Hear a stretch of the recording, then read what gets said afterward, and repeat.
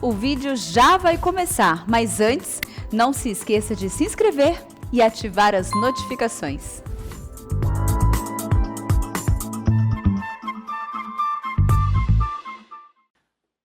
Meus irmãos, a graça e a paz do Senhor Jesus a todos que estão aqui, você também que está nos assistindo pelo canal da nossa igreja, PPTV, sejam mais uma vez bem-vindos ao culto restaurado pela palavra, momento que nós vamos então meditar na palavra de Deus, e eu quero convidá-lo a abrir comigo a sua Bíblia, na primeira carta de Pedro, no capítulo 1, nós vamos ler do verso 13 até o verso 21, vai ser o nosso texto de reflexão.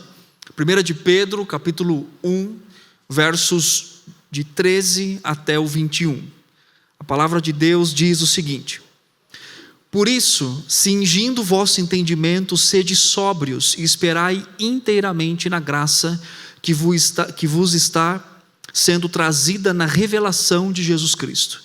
Como filhos da obediência, não vos amoldeis às paixões que tinhas anteriormente na vossa ignorância.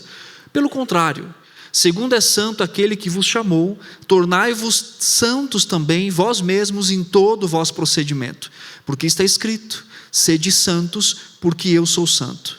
Ora, se invocais como Pai aquele que sem acepção de pessoas julga segundo as obras de cada um, portai-vos com temor durante o tempo da vossa peregrinação, sabendo que não foi mediante coisas corruptíveis, como prata ou ouro, que fostes comprados do vosso fútil procedimento que vossos pais vos legaram, mas pelo precioso sangue, como de cordeiro sem defeito e sem mácula, o sangue de Cristo, conhecido com efeito antes da fundação do mundo, porém manifesto no fim dos tempos por amor de vós, porque por meio dele tendes fé em Deus, o qual ressuscitou dentre os mortos e lhe deu glória, de sorte que a vossa fé e esperança estejam em Deus. Vamos orar mais uma vez, pedindo a direção do Senhor. Deus, obrigado pela sua palavra, obrigado porque o Senhor nos permitiu estar aqui nessa noite. Nós clamamos mais uma vez que o Senhor fale aos nossos corações, que o Senhor possa nos direcionar, que o Senhor possa nos levar a uma reflexão sadia, correta, que impacte o nosso coração, também no autoexame, para que nós possamos então sair daqui instruídos, consolados, exortados e confirmados no Senhor, ó Deus. Obrigado mais uma vez pela sua palavra, palavra viva e eficaz, palavra como uma espada de dois gumes que penetra o mais profundo do nosso ser, como o próprio autor de Hebreus fala, até o momento em que ela pode dividir juntas e medulas, pode entender as mais profundas intenções do nosso coração. É nessa palavra que nós vamos meditar, ó Deus. Por isso nós cremos que o Senhor pode falar com a nossa vida, pode falar ao nosso coração. Nós oramos e agradecemos em nome de Jesus. Amém. Amém. Bom, hoje nós vamos falar um tema importante para a vida cristã, um tema que é relevante para a nossa fé e para a nossa prática. Vamos falar sobre o cristão e a prática do autoaconselhamento. O que seria isso, né? Quando a gente pensa em auto, a gente sabe que é algo que a gente faz, e aconselhamento é um direcionamento, a aplicação da verdade da palavra de Deus para o nosso coração. Mas antes de entrar no texto, para que nós possamos pelo menos ver 3 lições importantes sobre como praticar, ou o cristão pratica o autoaconselhamento, eu acho que cabe aqui algumas perguntas importantes e uma pequena reflexão sobre o que não é autoaconselhamento e como que nós podemos olhar para as Escrituras. A pergunta que eu tenho para você e que também eu me faço agora é, talvez 2, começando com: qual a última vez que você leu a Bíblia? Você vai falar assim: agora, terminei de ler no culto com você. Sua resposta foi boa. Mas antes disso, em que momento você meditou na palavra de Deus?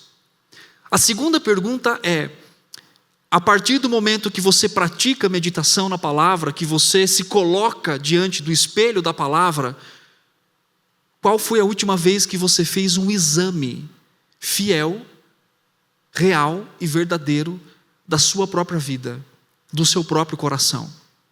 Em que momento você se olhou na palavra de Deus, tendo o reflexo da palavra, o ensino da palavra, o conhecimento da palavra, e avaliou não só de forma superficial algumas atitudes ou talvez alguns comportamentos que você vem tendo, mas em que momento você praticou aquilo que Hebreus 4, 12, 13 fala para a gente, que a palavra de Deus é tão poderosa que ela penetra ao profundo do nosso ser e ela pode mostrar para a gente corações irreconhecíveis por nós mesmos, o que realmente há nele, quais são realmente as motivações mais profundas do nosso coração.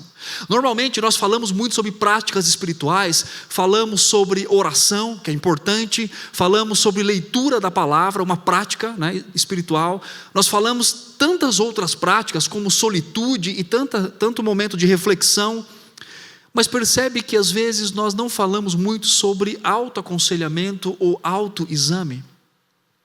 O texto de Coríntios, 2 Coríntios 13:5, diz assim: examinai-vos a vós mesmos se permaneceis na fé, provai-vos a vós mesmos.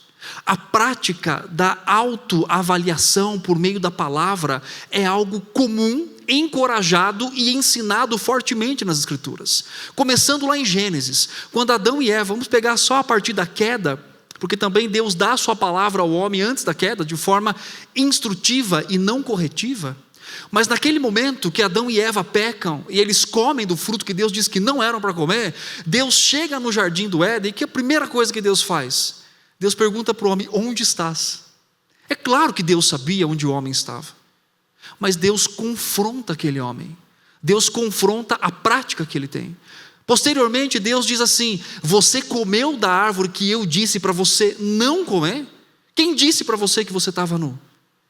Obviamente Deus sabia que o homem havia pecado, que ele havia comido, mas o confronto da palavra de Deus, ou o confronto do próprio Deus, era para que o homem fizesse uma autoavaliação a partir da referência divina e da sua palavra, mas o homem falha em fazer isso, porque ele responde a Deus dizendo assim, ele não diz assim: Senhor, me perdoe, eu comi, eu te desobedeci. Adão diz assim: Senhor, foi a mulher que tu me destes. É a transferência da responsabilidade dele. Quando a gente, mais um pouquinho à frente, Adão e Eva têm Caim e Abel. Caim é confrontado por Deus: por que está descaído o teu semblante? Se você fizer o bem, você vai ser aceito. E um semblante descaído guardava uma mais profunda ira no seu coração. E a partir daí Deus incentiva o homem ao autoexame constantemente. Quando nós vamos para o Salmo 139 que nós lemos aqui, Davi diz assim: Deus, sonda-me, vê se há algum caminho mau em mim. Porque Davi reconhece que ele não é capaz para reconhecer todas as coisas do seu coração. A prática do autoexame era um padrão na vida dos puritanos, né? Desse cristianismo reformado, experimental, aonde esses homens de Deus constantemente, zelosos pela oração, pelo conhecimento da palavra, e entendiam a dureza e o perigo do pecado, eles se mantinham constantemente em autoavaliação. O texto de Jonathan Edwards diz exatamente assim para a gente: como o pecado é tão enganoso, Jonathan Edwards falando, e como temos muito pecado no coração, é difícil julgar os nossos próprios caminhos com justiça. Por causa disso, deveríamos fazer um autoexame diligente e nos preocupar em descobrir se há em nós algum caminho mau. Tende cuidado, irmãos, jamais aconteça haver qualquer de vós perverso de coração, de incredulidade, que vos afaste do Deus vivo. Pelo contrário, exortai-vos mutuamente a cada dia, durante o tempo que se chama hoje, a fim de que nenhum de vós seja endurecido pelo engano do pecado. A Bíblia diz que o pecado ele é extremamente enganoso. Ele engana e ele também nos leva ao auto-engano. Nós temos uma passagem em Tiago, onde ele diz exatamente o seguinte, que aquele homem que ouve a palavra e não pratica é como alguém que se olha no espelho, que enxerga algumas imperfeições, mas na verdade ele não vai adiante na sua reflexão. E aí então ele não tem a mudança que ele deveria ter a partir da reflexão da palavra de Deus. Agora, autorreflexão, ou autoexame, ou autoaconselhamento não é o mesmo que autoconhecimento. A prática do autoconhecimento, difundida por algumas filosofias e até mesmo em um tipo de pregação mais contemporânea, traz a ideia de que o homem se conhece a partir da sua própria referência. E aí ele olha para o passado, para o presente, ele olha para as coisas que ele quer no futuro, ele olha para onde há engajamento e energia nas suas ações, e aí então ele aprende a se autoconhecer, segundo essa filosofia, a partir da sua própria experiência humana. Só que Jeremias nos lembra uma coisa muito importante, que nós não podemos conhecer o nosso próprio coração. Jeremias 17 diz que enganoso é o coração do homem, e mais corrupto do que qualquer outra coisa. E aí a pergunta que soa no texto é: quem poderá conhecer? E aí então Deus responde dizendo: eu conheço e eu sondo os corações e os pensamentos. Então autoconhecimento não tem nada a ver com autoexame ou autoaconselhamento, porque enquanto um se baseia numa teoria a partir do próprio homem para que ele se autoconheça e se autoentenda, enquanto o exame bíblico, ou autoexame, o autoaconselhamento está centrado na pessoa de Deus como referência para dizer para nós quem realmente somos. E isso é a prática constantemente praticada pelos puritanos, por homens e mulheres de Deus durante a história, e que muitas vezes nós abandonamos isso. Nós temos tantos recursos com relação à palavra, e podemos ter a palavra no celular, podemos ter papel, escutar constantemente, mas percebe que às vezes nós não nos colocamos sinceramente diante do espelho da palavra. Às vezes lemos livros, e que é bom, é claro, estudamos textos, que é muito bom, mas às vezes o conhecimento cognitivo, ele fica simplesmente num campo teórico, e nós sabemos explicar sobre soberania, sobre predestinação, que realmente são importantes. Nós sabemos explicar sobre questões complexas da palavra de Deus, mas a seguinte pergunta é: o quanto esse conhecimento tem impactado a sua vida e a minha vida? O quanto esse conhecimento tem verdadeiramente nos avaliado e nos levado a nos vermos diante de Deus e dizer quem realmente eu sou? Conhecer o meu próprio coração, não pelas minhas vontades, porque eu sou completamente enganoso, meu coração é enganoso, mas o quanto eu conheço a mim mesmo pelo espelho da palavra de Deus. E é isso que a Escritura nos ensina constantemente, a avaliar o nosso coração a partir desse pressuposto. Então a prática do autoaconselhamento nada mais é do que olhar para as Escrituras, avaliar o meu coração a partir das Escrituras e praticar constantemente um despojamento e um revestimento. Porque quando nós aconselhamos outros, o que nós fazemos? Nós damos a perspectiva da visão de Deus, do que aquela pessoa tem praticado e como que ela deve aplicar graciosamente a palavra e depender de Deus para que ela seja transformada num processo que nós chamamos de santificação. E muitas vezes nós negligenciamos essa prática na nossa vida. Nós estamos tão ocupados e num relacionamento tão superficial, às vezes com o Senhor, de que nós deixamos de olhar para as Escrituras e dizer: ok, Senhor, quem eu sou? Mas não como minha própria referência, mas a partir de quem é o Senhor, do que a sua palavra está dizendo, e como que isso então impacta a minha própria vida.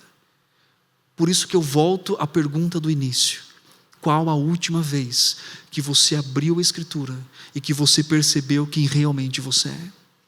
Qual a última vez que você olhou para as Escrituras e você, ao ver a sua pecaminosidade, ou ver a graça operante na sua vida, você se deleitou na pessoa de Deus e você louvou o nome do Senhor? Qual a última vez que o seu pecado te feriu tanto que você chegou a odiá-lo porque você ama Deus? Qual a última vez que você talvez lidou com bagunças emocionais na sua vida, no seu coração, na sua mente, e que você procurou direção na palavra de Deus? Nós sempre imitamos alguém e referenciamos a nossa vida por alguma coisa ou por alguém. E se nós não estivermos centrados no conhecimento de Deus e na sua palavra, nós vamos caminhar como se não estivéssemos indo para o lugar que Ele preparou para nós. E é isso que Pedro faz com esses irmãos quando ele escreve para eles. Eles estão perdidos no sentido de afastados da sua terra. Pedro usa constantemente a palavra peregrino, não só para dizer que eles eram peregrinos neste mundo, para ir para o reino celestial, mas literalmente eles estavam longe de suas casas por causa de uma perseguição religiosa, política, por causa da fé deles. E várias vezes Pedro lembra a esses irmãos que eles não eram daqui, que eles haviam sido comprados, e faz com que eles então lutem e batalhem pela fé. E uma das essências do livro, do texto, é a esperança em Deus, de que eles estão caminhando para que eles encontrem então e sejam embasados numa identidade de que eles são cristãos, mesmo em meio ao sofrimento. E o pressuposto dessa parte textual que nós lemos está em Pedro 1,16, que diz assim: sede santos porque eu sou santo. Então, a referência de praticar o autoexame constantemente ou autoaconselhamento não é só porque Deus está dizendo faça isso porque o seu coração é enganoso e você pode viver preso no seu pecado, sendo enganado constantemente, mas a referência que Pedro também dá aqui é a própria natureza santa de Deus, porque Ele é santo, porque Ele é a nossa referência, porque Ele é aquele ao qual os nossos olhos devem estar fixos, é porque nós também buscamos santificação e nos santificar. O alvo da santidade, desse autoaconselhamento, não é imposta aqui pelo costume da igreja, mas é imposta pelo caráter do próprio Deus. Nós o amamos a tal ponto de que nós então nos afastaremos daquilo que o desagrada para vivermos para a sua glória. Santidade tem a ver com profundidade, com o desenvolvimento da vida cristã, de crescimento. Deus chamou a mim e a você para crescer, e crescermos constantemente. E uma das práticas que nos ajuda nesse processo é exatamente o autoaconselhamento, onde eu olho para a Escritura e vejo o meu próprio coração. Quem pode trilhar a santificação, o que Pedro está dizendo, está intimamente relacionada, esse autoexame, com a salvação em Cristo Jesus. Porque fomos salvos, temos os nossos olhos abertos para que agora nós possamos então entender e compreender a partir de quem Deus é, a nossa própria atitude e o nosso próprio coração. O autoaconselhamento é um modo também de nos mantermos alerta, e é por meio dele que nós podemos observar questões mais profundas do nosso coração. E é interessante que essa busca é constante na vida do ser humano. Nunca se ouve tanta filosofia respondendo quem é o homem, qual é o problema dele, como se resolve esse problema. Nunca se vendeu tantos livros de autoajuda. Nunca se vendeu tantos cursos de alguma coisa você se desenvolver na vida e você crescer e você encontrar ali alguma essência, alguma coisa para você deslanchar na vida.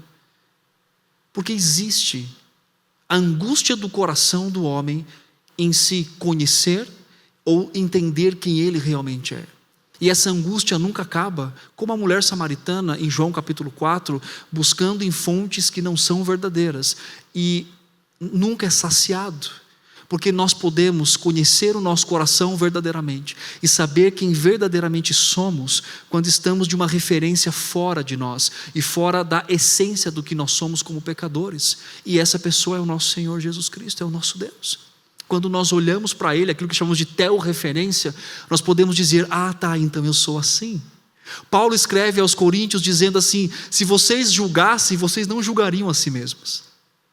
Então se nós andássemos pelo conhecimento superficial, daqui, de um com o outro, eu posso olhar e dizer assim, eu sou muito melhor do que o presbítero Lourenço. Ou ele pode olhar para mim e falar assim, olha, eu faço coisa errada, mas o pastor Tiago, eu sou melhor que ele. A nossa tendência é essa às vezes, né? De olhar e dizer assim, mas está vendo? Eu faço coisa errada, mas isso aqui é muito pior do que eu.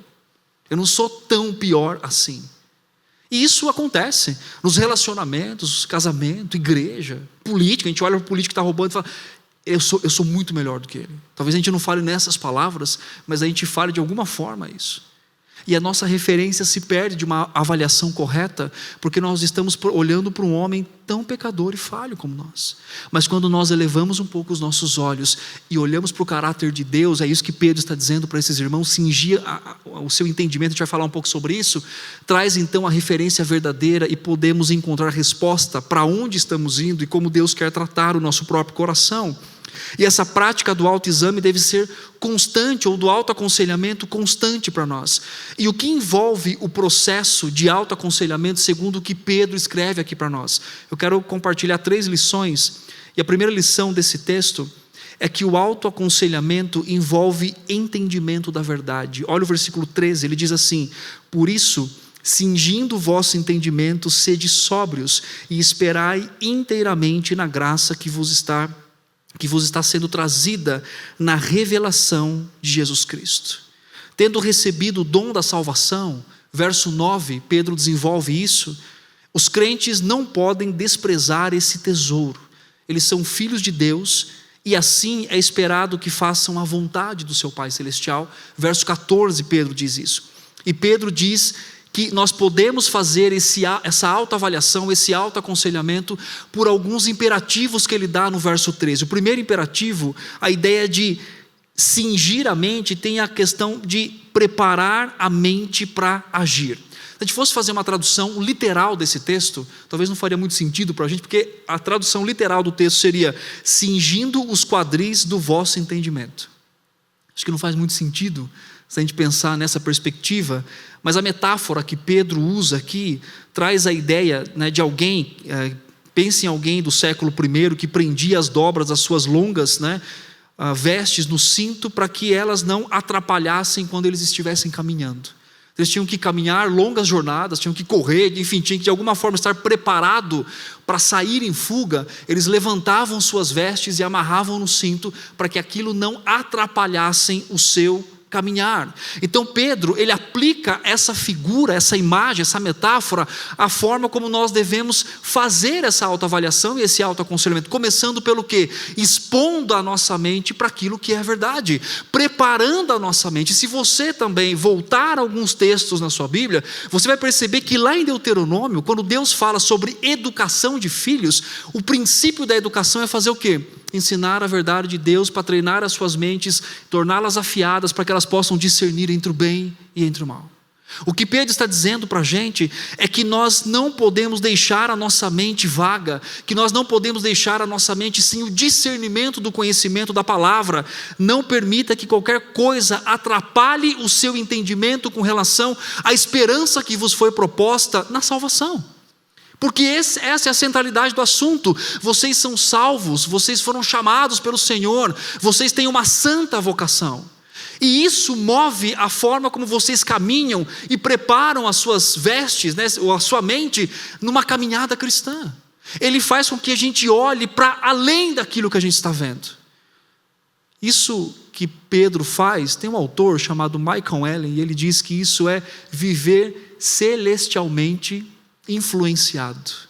Quer dizer, quando nós olhamos para aqui e vemos que a nossa vida não se resume a atos que nós praticamos aqui, mas que o Senhor tem uma promessa para a gente. E qual que é o significado disso?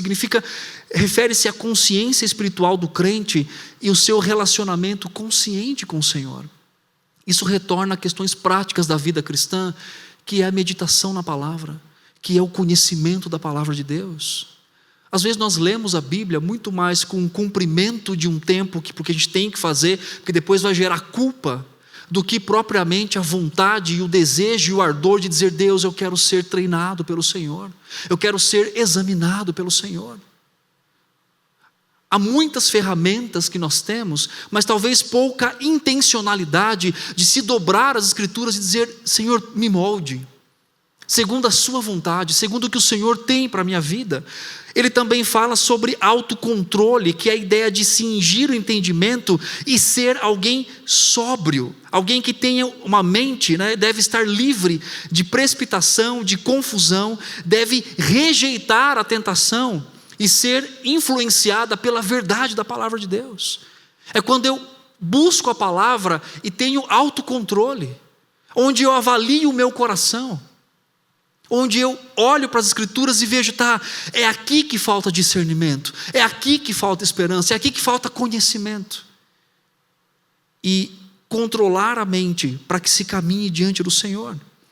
Ele também fala sobre colocar todas as suas esperanças na graça que será dada.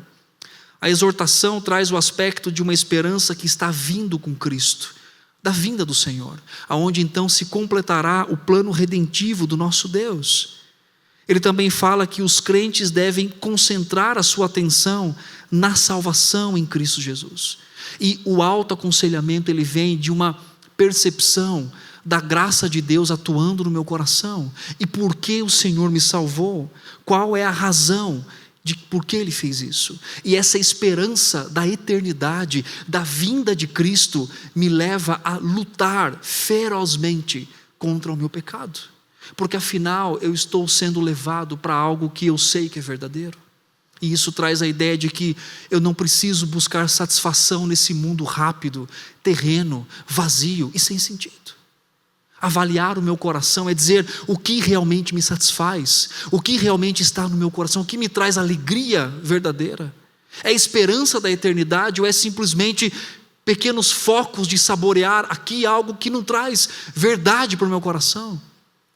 Cingir a mente, estar pronto, estudar as Escrituras, meditar na palavra de Deus, realmente ter um relacionamento muito mais como um cumprimento de tarefas, mas com um ardor fervoroso de dizer: eu quero estar na presença do Senhor, eu quero ouvir o meu Senhor por meio da sua palavra todos os dias, eu quero compreender o que Ele está falando sobre mim, sobre esse mundo que eu estou vivendo e sobre a esperança da eternidade. Mas Pedro continua dizendo outra coisa importante. Ele fala que esse entendimento nos ajuda em uma avaliação contínua para não retornar à ignorância do pecado. Olha o versículo 14. Como filhos da obediência, ele identifica a gente. Olha quem vocês são agora. Vocês são filhos da obediência. E ele continua dizendo: não vos amoldeis às paixões que tenhais anteriormente na vossa ignorância. Eu entendo que se há uma exortação, é porque existe o perigo de vivermos moldados por princípios e sistemas pecaminosos desse mundo, e não mais como filhos da obediência, ou como deveríamos agir diante do Senhor. Ele é enfático em nos alertar que as paixões estão dentro de nós, e ainda fazem parte da nossa vida, desse mundo caído, do nosso coração caído, e elas podem, em algum momento, nos dominar. As Escrituras estão cheias de alertas para nós. Romanos, Paulo escrevendo vários textos dizendo: cuidado com as práticas carnais, cuidado com as questões do seu coração. E às vezes nós andamos despercebidos com isso, não é verdade? Às vezes andamos como se tivéssemos completo domínio sobre tudo aquilo que fazemos, e talvez até flertando com outros amores que não sejam o nosso Deus, e isso com certeza traz consequência para o nosso coração. Ele diz uma coisa importante, que nós não podemos retornar à ignorância, mas manter a vida espiritual através do entendimento da palavra. Nós temos um exemplo claro na igreja de Coríntios. Paulo diz para a igreja, ele diz o seguinte: eu não pude falar como a espirituais com vocês, eu falei com vocês como a carnais. Imaginem o impacto, você e eu, ouvir isso do nosso Senhor, ouvir isso por meio de uma carta enviada à igreja. Tiago, eu queria falar com você como alguém que é espiritual, mas não dá. Eu vou falar com você como alguém que é carnal, que não entende. Mesmo Paulo reconhecendo a salvação deles, os chamando de santo, ao mesmo tempo há fortemente a exortação e a confrontação de dizer: eu queria ter uma linguagem com você, mas eu não consigo, porque vocês estão fazendo e permitindo coisas que não levam em consideração a glória de Deus, a ponto de comer e se fartar e não esperar para a ceia do Senhor. Quer dizer, coisas que são básicas para a vida cristã. Percebe que o auto-engano leva-nos a uma vida assim, a uma vida de falta de entendimento. Para o crente, a santidade não termina com o perdão e a purificação dos pecados, mas começa com uma vida de oposição ativa contra o pecado. E isso deve ser um fervor no nosso coração.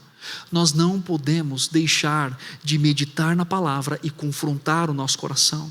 Uma segunda lição desse texto sobre o cristão e a prática do autoaconselhamento é que acontece pelo discernimento correto da palavra, mas também o autoaconselhamento envolve o temor a Deus. Tem um livro que chama assim: Quem é você quando ninguém está te vendo?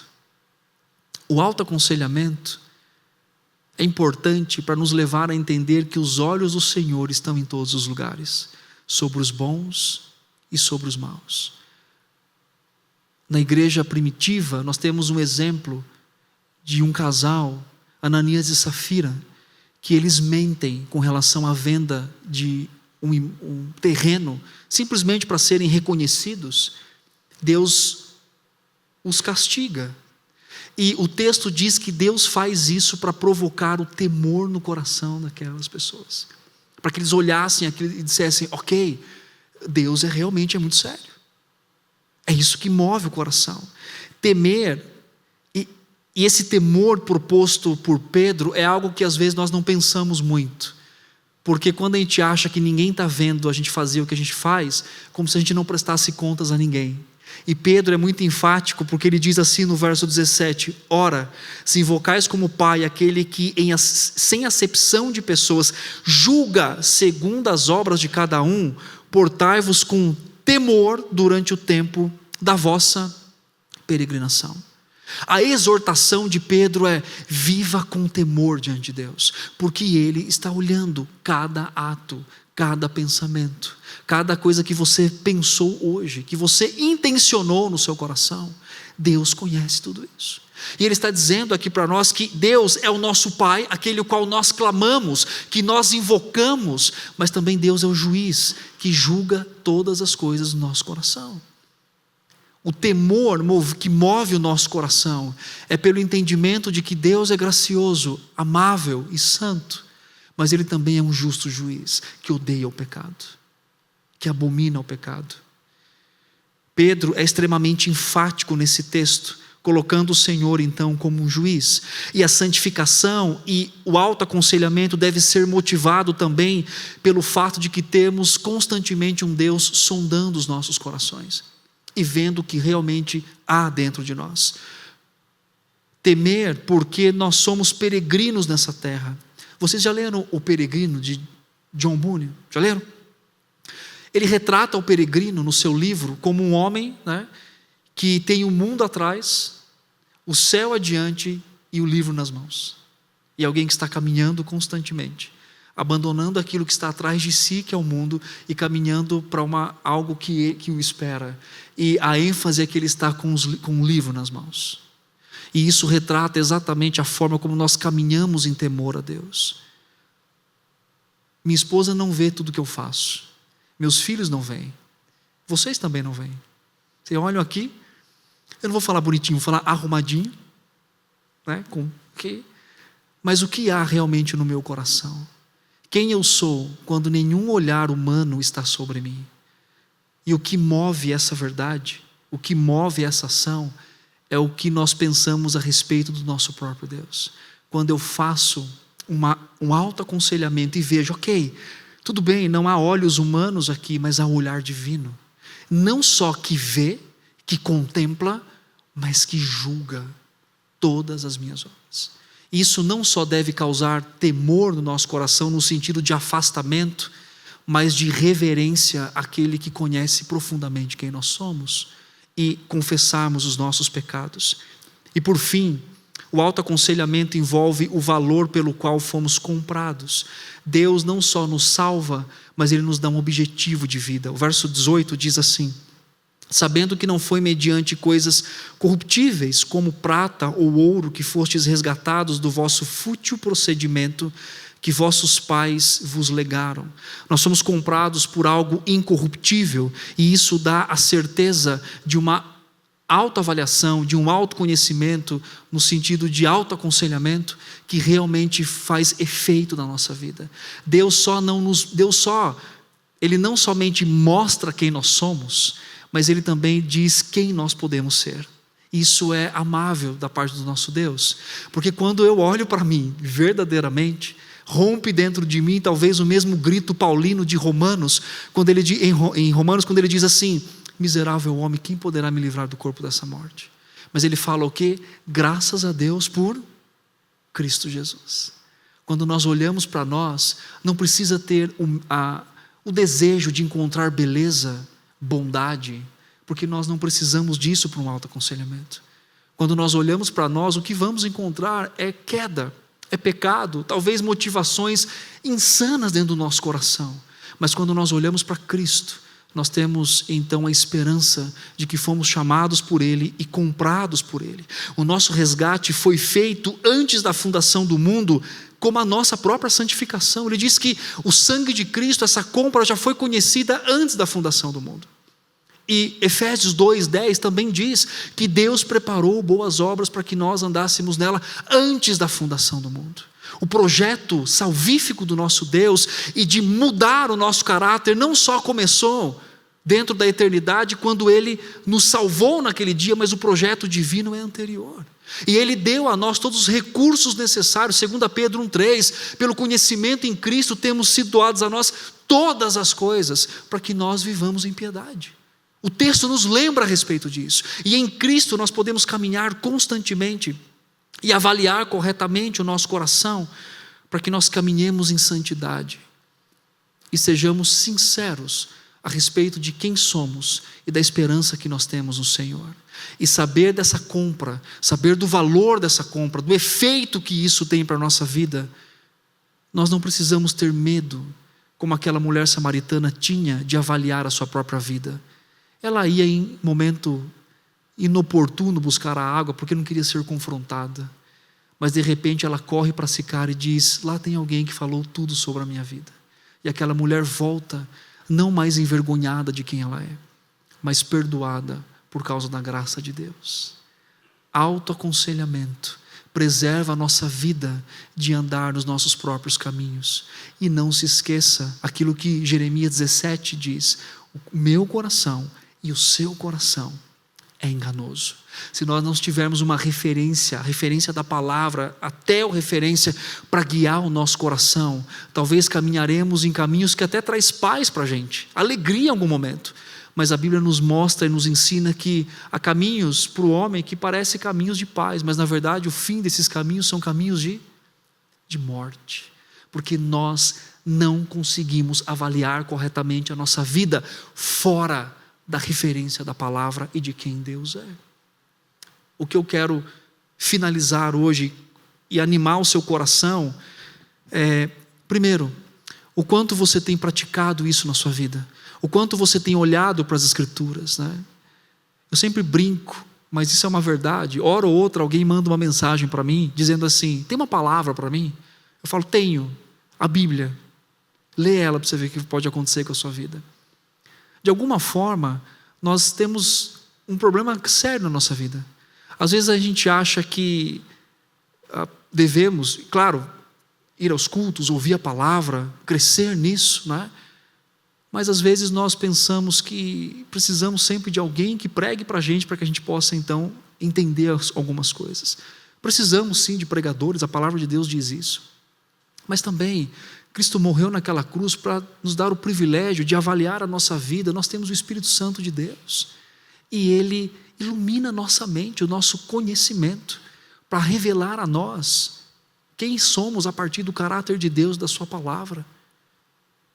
E nós temos esse privilégio constante, contínuo, de abrir as Escrituras e de Deus falar conosco. E Deus não só fala o quanto você é amado, o quanto Cristo morreu, né? O que Cristo fez pela sua vida, a obra redentora, mas também Ele nos corrige, Ele nos impacta, Ele nos confronta. Qual foi a última vez que você examinou o seu coração verdadeiramente e corrigiu, orientou, reorientou uma prática da sua vida? Tem uma pergunta que a gente faz no aconselhamento para todas as pessoas, eu vou fazer para vocês, é a última. Qual mudança significativa você teve nesse tempo agora, em pouco tempo, na sua vida cristã? Alguns olham lá há 10, 15, 20, 30 anos atrás de convertido e falam: não, aquela época que eu me converti, isso mudou na minha vida. Eu falei: não, eu estou perguntando de hoje. Qual a mudança significativa na sua vida religiosa, cristã, nessa semana? Hoje. Você ouviu a palavra de domingo, o que você saiu, com o que na mente você saiu, decidido a dizer: Deus, eu preciso abandonar isso e colocar isso no lugar, porque o Senhor expôs o meu coração. Qual a última vez que você foi confrontado pela palavra de Deus? Eu espero que tenha sido, talvez domingo, talvez no culto de segunda, talvez hoje, no seu momento devocional, onde Deus mostrou coisas no seu coração que você precisa mudar e ser transformado. Que Deus nos dê a graça de vivermos assim, olhando para a sua palavra, refletindo o nosso coração e caminhando em fé naquilo que Ele mesmo determinou que nós sejamos em Cristo.